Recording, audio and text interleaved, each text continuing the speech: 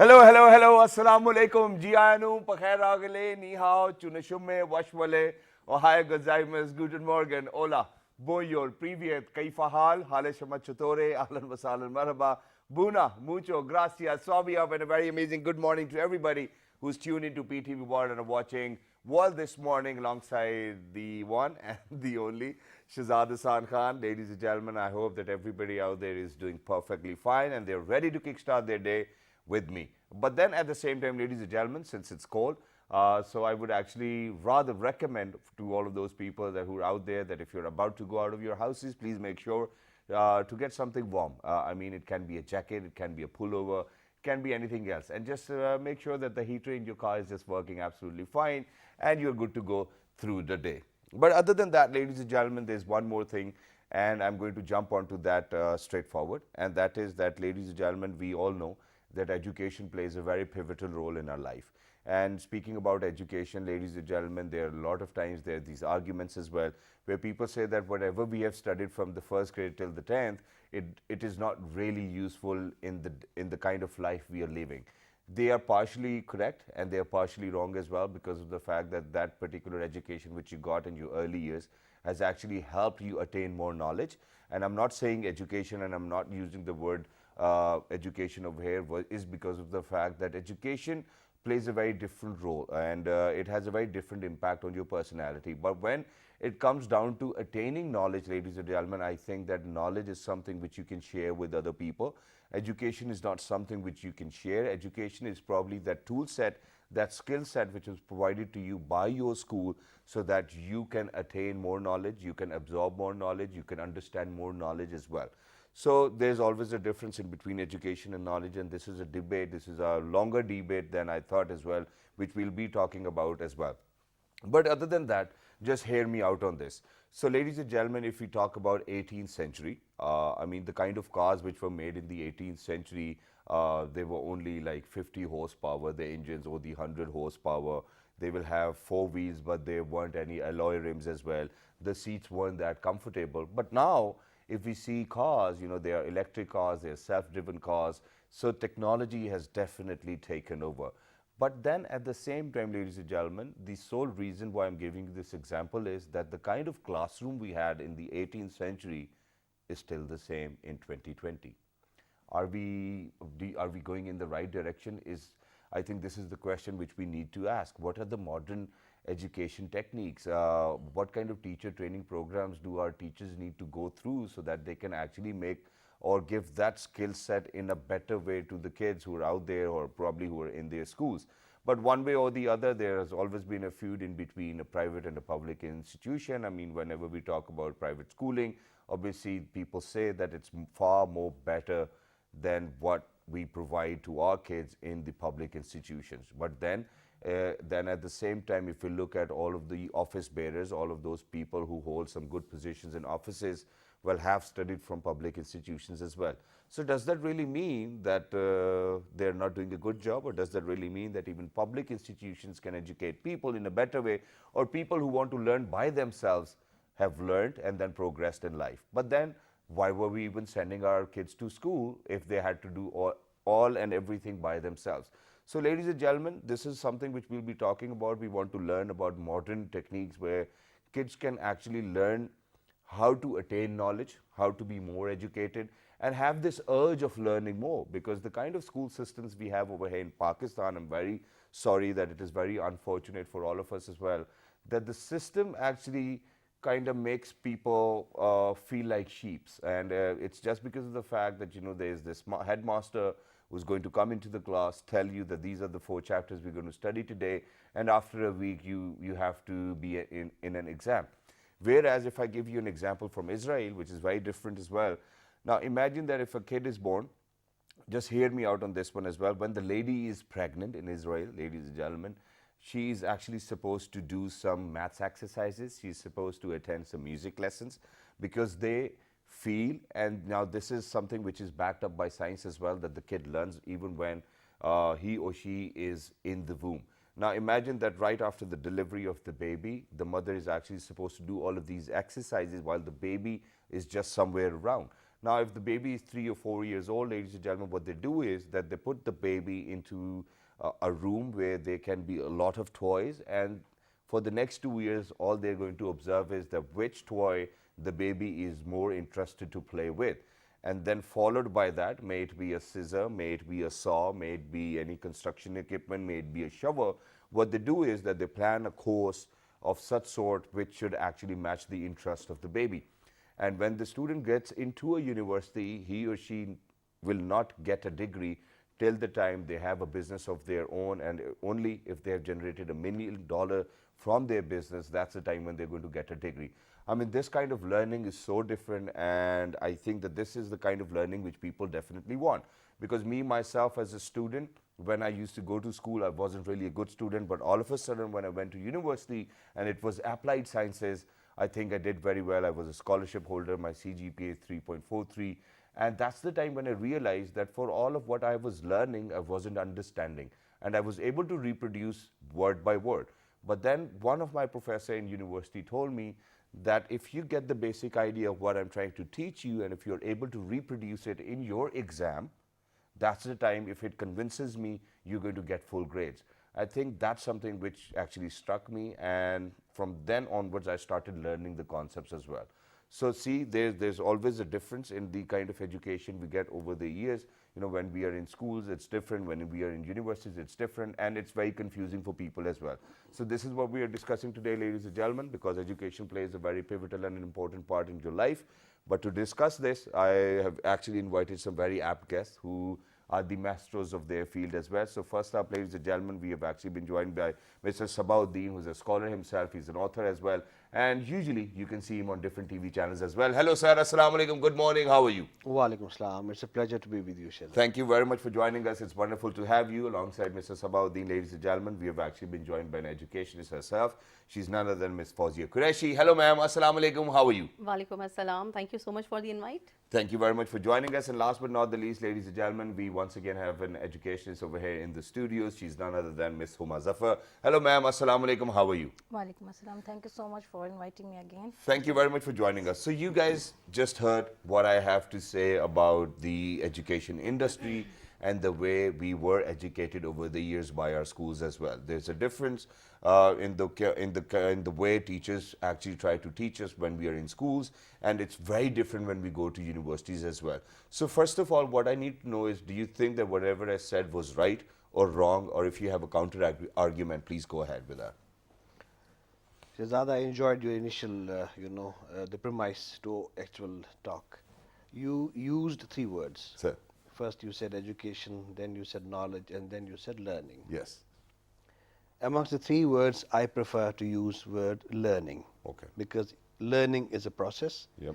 It is not something that people impose. It is self-motivated. Exactly.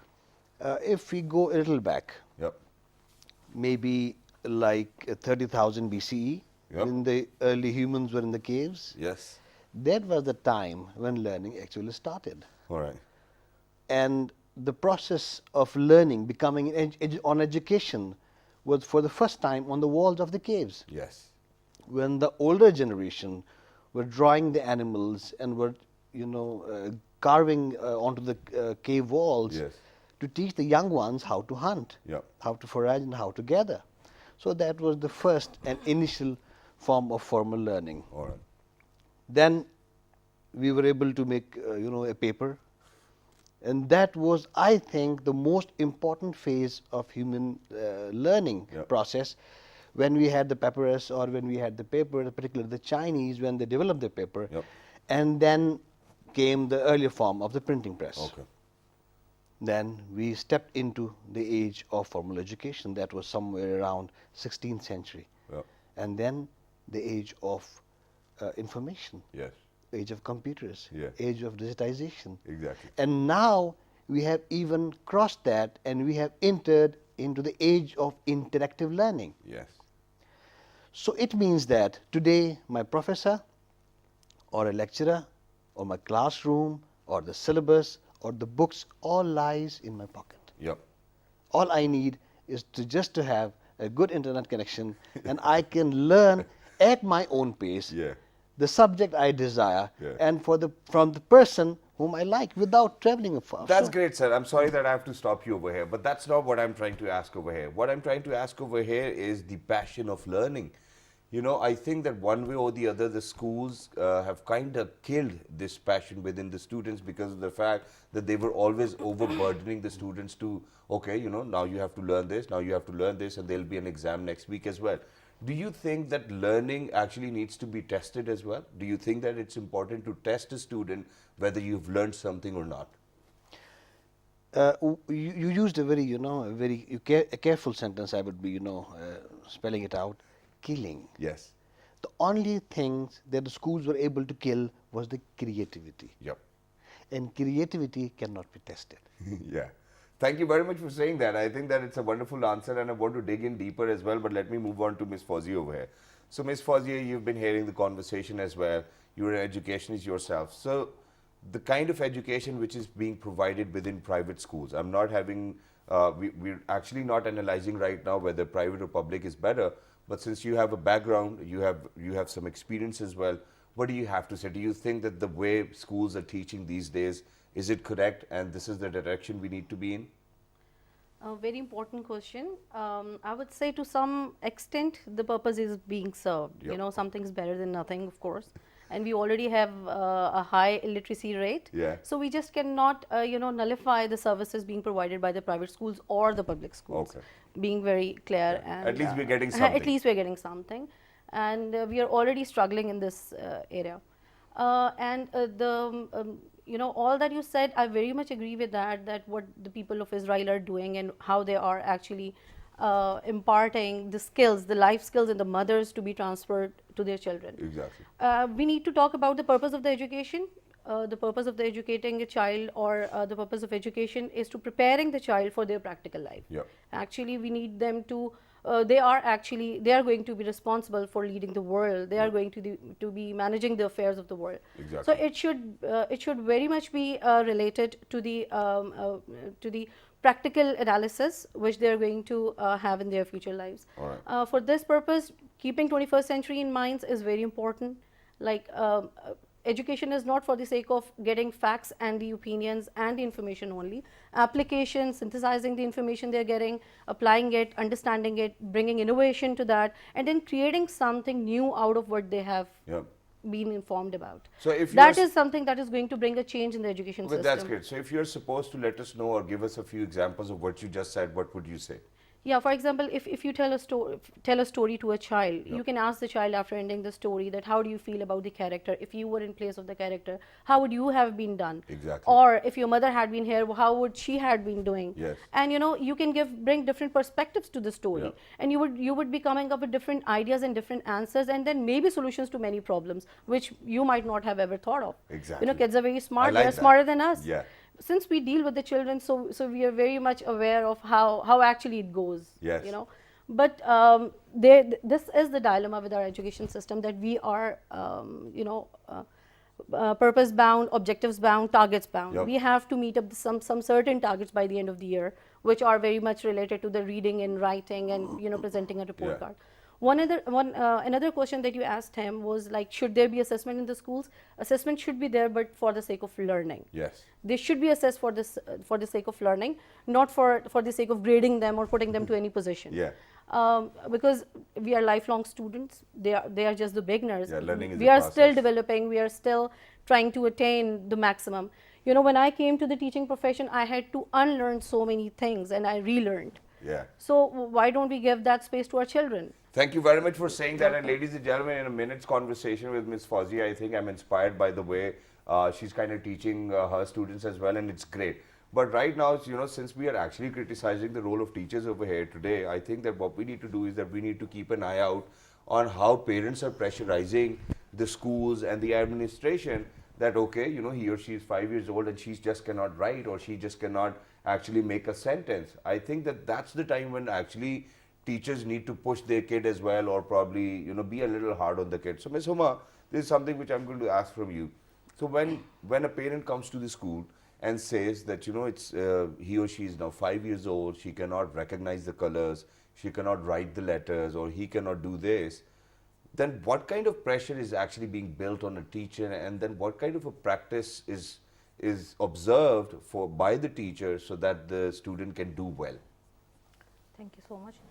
As we were discussing, and we have discussed a lot, uh, education, learning in schools, it's a mutual process between parents and teachers. You know, it's not like only parents can say, I want my child should do this, and we said no, this is not in our curriculum. Okay.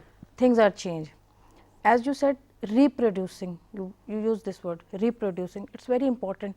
You know, if we take some students and we told them, ठीक है, you are gonna to you have to learn all these things, and if they cannot reproduce, so as you are saying, parents will say, oh, what you have done with our students, what you have done with our students, even she cannot write her name, so this is very important. Exactly. You know, we can use modern techniques, but basics are there. Exactly. It can be interactive, as Miss she said, it can be interactive, it cannot be, teacher cannot act as an instructor. Yep. She can act as an interactor, she or he. Yeah. It's a motivate to students to create something new, but it's not like in my view, in our educational system, the new technology we can use, but within our educational boundaries. Okay, so now from your conversation, I get two things, ladies and gentlemen. First of all, you know, where she was actually trying to say that, you know, we can use modern technology, but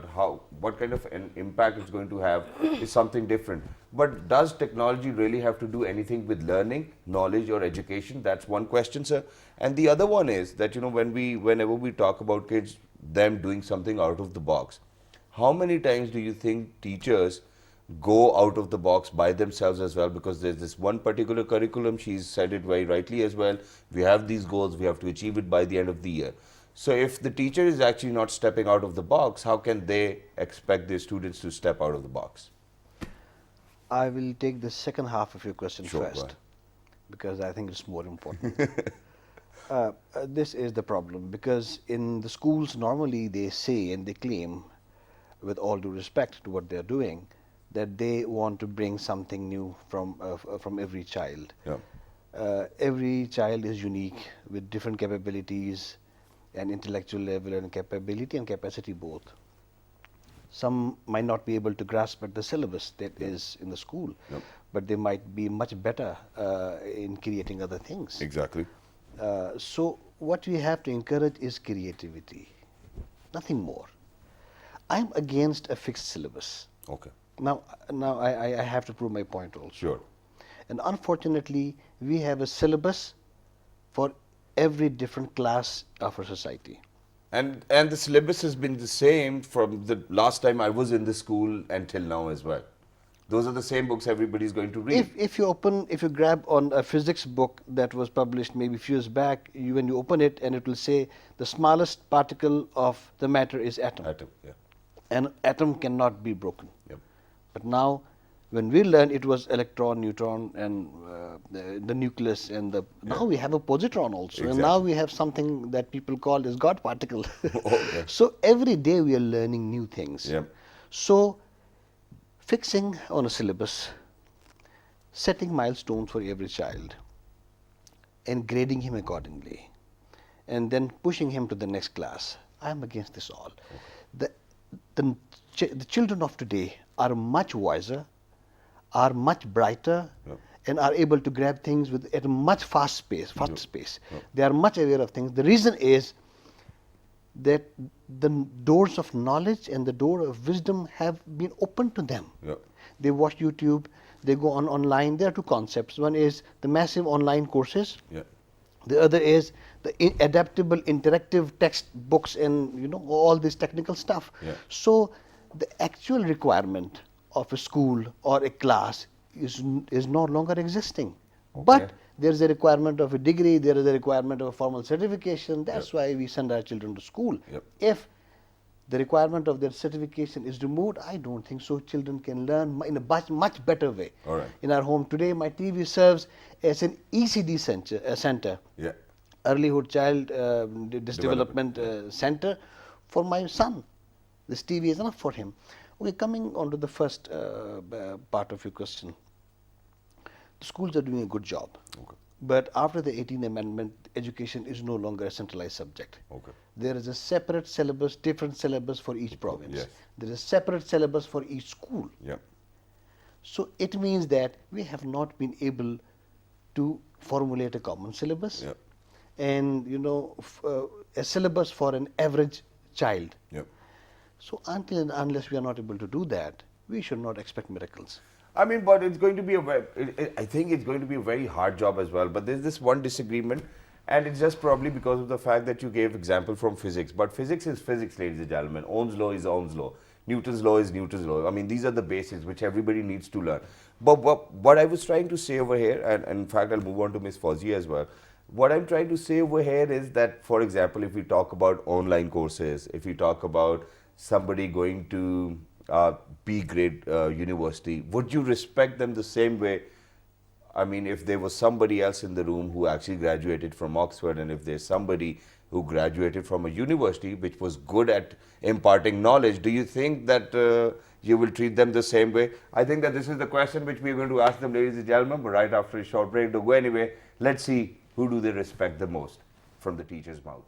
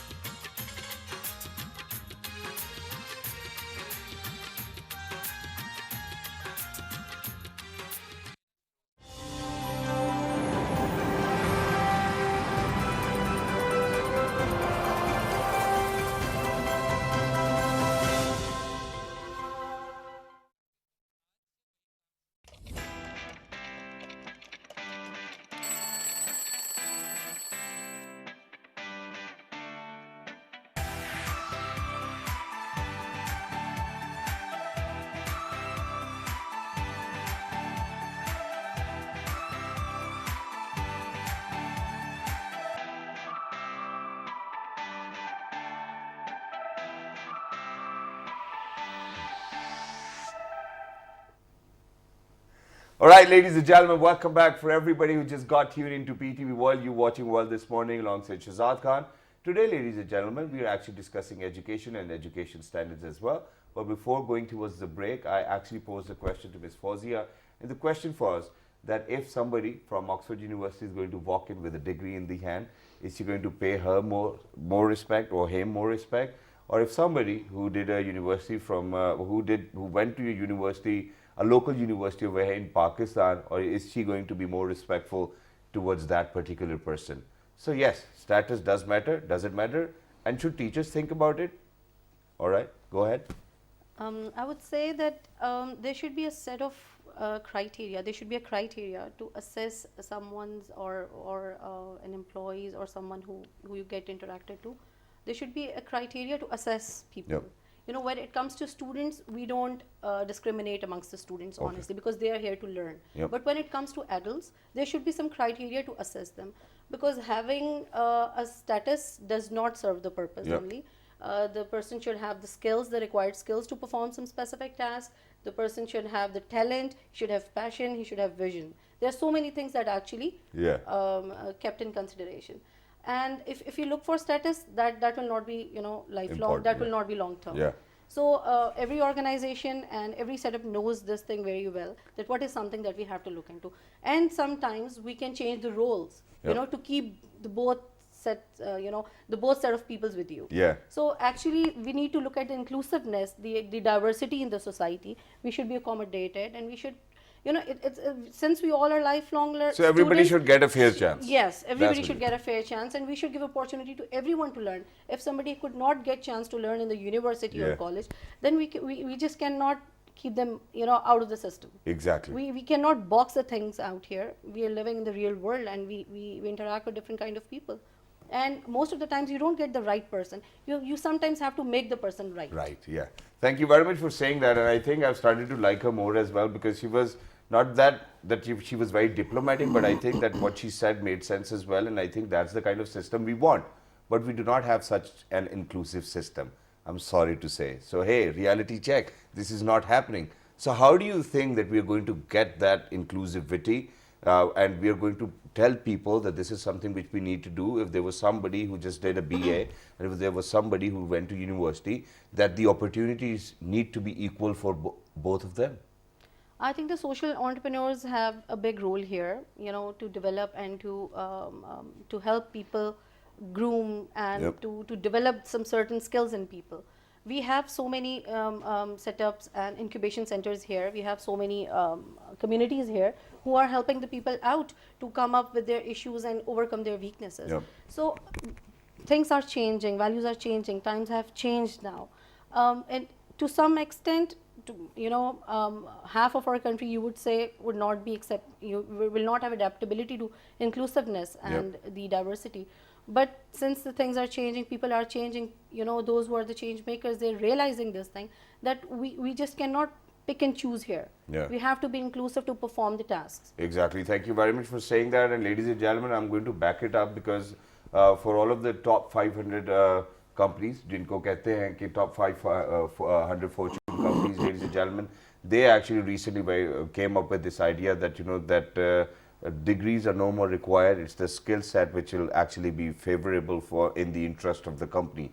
And imagine, so why were we investing millions and millions of rupees in becoming an engineer or becoming a doctor when it was just the skill set? So Ms. Homa, my question from you is that now we are seeing that these organizations are changing the way they used to hire people, the human resources changing as well.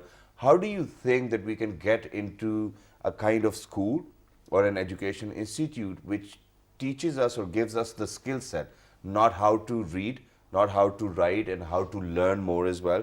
Because we over here have a lack of facility as well. We do not have those labs over here. We do not have those facilities with which we can learn and just go and do whatever we are supposed to do. So what will you say about that? You are very right that for all this we have to change the teachers, but to change the teacher, first we have to, you know, teach the teacher also. Yeah. That how you have to change all these things. Exactly. You know, we have to invest on the teachers too. Yeah. That how you have to be interactive, how you have to be change your teaching techniques, teaching skills, how to create an environment in which the student can think beyond the box and beyond the limits. So first step is to teach the teachers, and after that you can see the results. So have you ever been a part of a teacher training yourself? Yes, we are. So what do they teach you? I mean, when teachers go into teacher training programs, what kind of learning do you get from Basically, they don't teach you. They take out of what you are thinking. Okay. But we are when we are going to the, you know, all these training programs, so they don't told us how to teach that A, B, C, D, F. Yeah. No, they told us how you will go teach this thing. You know, there are different ways to teach F. There are different ways to teach tree. Yeah. You know, they create the things. We have to create the environment. Students have to think that Exactly. it can be this, it can be this, and everything is right. Yeah. If tree is like this, tree is tree. Tree is little bit like this, tree is tree. is It's tree. not like a tree. It's like a, you know, bunch of 4, 5. So it's all about imagination, and it's all about creativity, and it's all about making different techniques to make a one single result, I can say. All right. So ladies and gentlemen, what ma'am is actually trying to explain over here is that, doesn't really matter if the wall is straight or if the wall has actually fallen on the shadow of its own. A wall is actually going to be a wall, which is correct. But right now, what we're trying to convey over here, what we're trying to get out is that, why are we still teaching them about the wall or the tree? That's what the point is, where we're actually talking about spaceships now, where we have a Pakistani who will be traveling to space as well, which I think that we need to congratulate, and you're doing a great job too as well. So why are we still on these petty subjects where the world has moved on to information technology, artificial intelligence, and so many other subjects? You have endorsed with this question my earlier statement. Exactly. That the traditional system of learning has gone obsolete. Exactly. The dogma of education is no more appealing. The syllabus is outdated, and if it is updated, it requires to be updated on daily basis. Yeah. Which can only be done if you open yourself to the knowledge around you, knowledge that prevails in the world. Exactly. Our child should know who Nelson Mandela was. Our child should know not only the dynamics of India and Pakistan, but what's going on with the Trump impeachment. Yep. So the children are supposed to become the global or the universal citizens. We should not focus on making them only the citizens of Pakistan. Exactly. Now we are losing an opportunity. Pakistan was blessed with an opportunity of youth bulge. Yep. At a time when the young ones in our country and the youngsters and the youth bulge was so massive that we could benefit from it. But unfortunately, we are losing it every day. All right. The youth we have is less educated. If it is educated, it is formally educated in a manner they do not have the skill set. Yep. They are useless for the society and for the system. Exactly. Now, if you have even to give a contract of a road, you call Chinese companies or the Korean companies. Yep. Fine, because you do not have those engineers here. Yep. And whatsoever you have is the crude labor. That's and true. unfortunately, we are very good at exporting labor to Arab countries. Yeah. Right? So I'm not against the traditional system of schools, but now we need to change. In the earlier days, students used to sit in a particular fashion in the class, and there used to be a teacher, here holding a stick and scaring children off of the corporal punishment and imparting the education. But now the trend has changed. People now like to sit in a circle or a semicircle.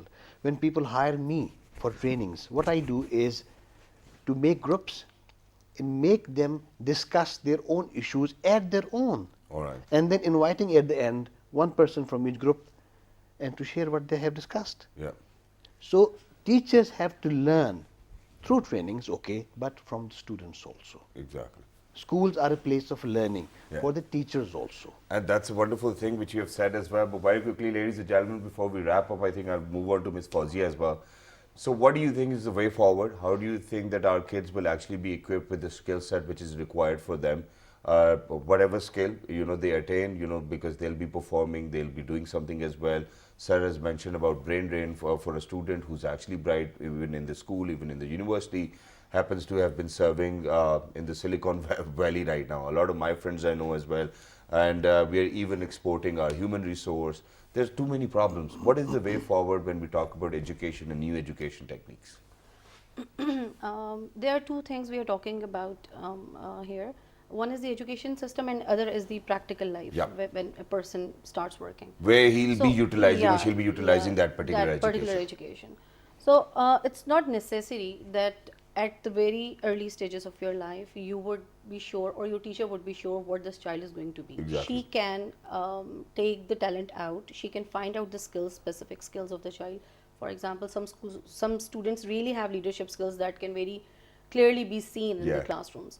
So teacher can work on that, but you never know what child will actually be interested to do when he grow up. Maybe the needs are changed. Maybe the time would have changed. Maybe he would be better in something else, or maybe his employer would use him somewhere else. Exactly. So nothing could be decided and nothing could be foreseen at the very early stages of life.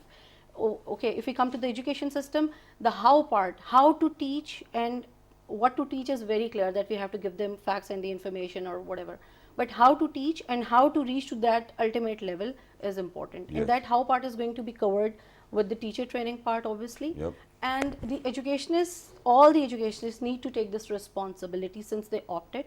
So it's a responsibility on them Exactly. to help the student come up to that level that is required for his future life, for his practical life actually. Exactly. So and here we need to teach parents as well. Yep. You know, if I see the parents come to us and they say, we're learning with our children, we are relearning, we're learning, you know, the same thing that we had been doing. So the triangle will inshallah be getting complete, but this is the reality, the time would keep on be changing, things will keep on be changing, Yeah. nothing is going to be settled and subtle. Exactly. We all Thank know you that. very much for saying that as well, but thank you very much for being with us. It was lovely to have you. Thank you very much, Ms. Huma, as well. Thank you very much for joining us. It was wonderful to be in a conversation. But ladies and gentlemen, I'm going to give you one fair example. I'm sorry that I have to speak about it, but imagine that when I used to go to school, so my class would sound like this. 8th C. So C was actually the section, but this school which I went to, there is a gentleman, they do not have sections, but they have sections named upon different cities and countries as well. For example, Zurich, for example, Amsterdam, for example, Norway, you know, things like that. So imagine that the kid who's actually going into that class will eventually learn about all of these places and will know where these places are. I thought it was a good technique, and I think that these schools are doing a fabulous job as well. But the public schools really need to pick up their pace. It's not that the education standards are low, but it's just that the students who are actually coming from a very downtrodden segment to a public school, their parents are not even putting in a lot of effort. I think that it's a joint effort. It's not just the teachers only. It needs to be the parents as well. And that's the time when you're actually going to groom your child in a way where he or she will be confident enough and will be able to utilize all the education which he or she got over the years and converted it to the knowledge. Thank you very much for being with us. Very lovely. And for all of those people who are out there, please write to us on our Facebook fan page, which is with the name of World This Morning. On Twitter, it's World This Morning without a G. On Daily Motion and YouTube, it's World This Morning. The fabulous repeat is going to be at 11 p.m. tonight. Till the next time, 1, 2, 3, good morning.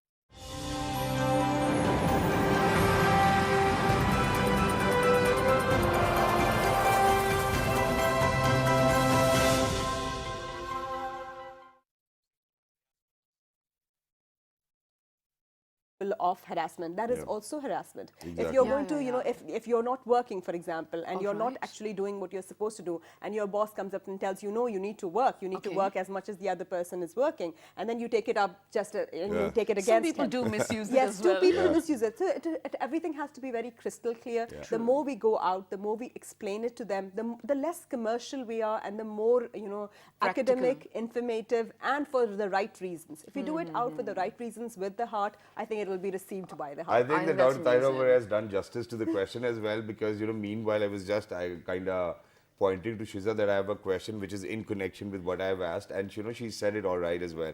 So, ma'am, here it goes. Yeah, she said that, you know, for everybody to work properly, you know, it is very important. And what if, you know, there are women, you know, because there can be people from every walk of life, and, you know, since we're talking about work of life or life of work, so I think what we really need to do is we really need to kind of have that in mind, that people can take advantage of all of these laws in place. Yeah. And so how do we go about it? Because everything is not crystal clear in our judicial system, and one way or the other people do take advantage of all of these laws. Even women can take advantage of men just by saying that And we have this case where I do not know the verdict as of now, but Misha Shafi and Ali Zafar case, I think is an I think it was example drawn for down on everybody. defamation, yes. Yes. Long Okay. pause, You I like have, it. yeah, you have brought me to something that's really very close to my heart. For a long time, we kept working on women's rights and not considering that men also are part of the same society, and they are also under the same kind of, have to conform to the same kind of patriarchal norms that women have. And that the key is sharing of power. So when we talk of women, when we talk of gender equality, we are actually talking of power dynamics within the gender. And men can also be suppressed in the same manner that women are suppressed. So like, you know, men can blame women wrongfully. Women can also, we have seen instances where women have also put in complaints that were not justified, that did not prove to be justified when after the inquiry and after the judgment was given. So it's not a given. Lack of understanding could be one reason on both sides. All right. Men also. I have seen in the public offices particularly that men have become very, very careful and slightly scared also of hiring women, so that they get worried that tomorrow they may be accused of, because there aren't a humanization, respect of people as human beings. It's more women, men, or Right, right, of other course. genders Gender-based, or yes. other genders. But there isn't a respect of one person as a human being. So if whenever there's a discussion around women, they say, oh, my behne betiyan, you know. So right. only Roles. looking at in terms of relationship with men, not as human beings. Exactly. Beautiful. So unless we begin thinking of each other as human beings, all human beings having the same rights, same opportunities, same access, same control of resources, said. we will not. Amazing. Easier said than done as well. That is why we're Easier here said again, than ma'am. done, Every yes. other day we have similar issues. But thank you so much, you amazing women, for saying all these amazing things as well. Miss Bilkis, Dr. Thumbs up. Tahira, you guys were amazing guests. Yeah. But ladies and And we gentlemen, learned quite a lot today. of course, I mean, that is why we're here for as well. But one very important thing as well, when we're talking about gender inequality, ladies and gentlemen, it's not what begins at a workspace, Shazad.